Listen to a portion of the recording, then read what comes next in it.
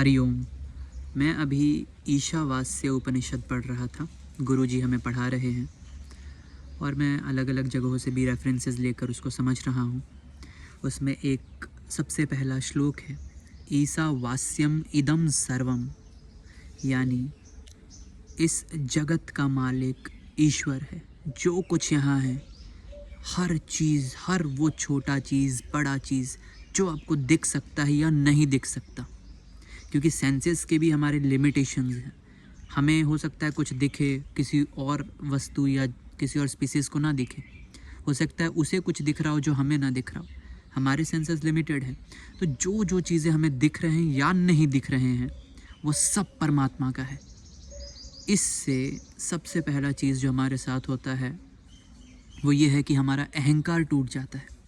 ये अहंकार कि मैं करता हूँ, ये अहंकार कि यह मेरा है, यह अहंकार कि यहाँ मेरा कुछ हो सकता है।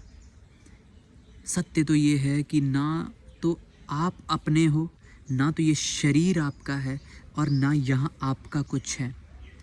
आपने जन्म ले लिया, अपनी इच्छा से नहीं लिया। आप मर जाओगे, अपनी इच्छा से नहीं मरोगे। और इस छोटे से जीवन में आप जो जो कर रहे हो, क्या ये आप करते हो या आपसे हो जाता है या आपके थ्रू करवा दिया जाता है? क्या क्रोध आप करते हो, वासना आप लाते हो या आ जाता है? सोचिए, भगवान बुद्ध क्रोध नहीं करते हैं तो क्या वो सोच कर नहीं करते हैं, या वो क्रोध कर ही नहीं सकते? वो भी बाउंडेड है कि अब वो क्रोध नहीं कर सकते। वो भी ईश्वर की ही सत्ता है कि बुद्ध क्रोध नहीं कर सकते, तुम क्रोध करोगे। तो अंततः जो बातें हमें समझनी है वो ये है कि जो कर रहा है वो ईश्वर कर रहा है, ईश्वर के कारण हो रहा है। क्या एक माँ बच्चा पैदा करती है तो वो पैदा करती है, या उसके वासनाएं उससे उस बच्चे को पैदा करवा देते हैं?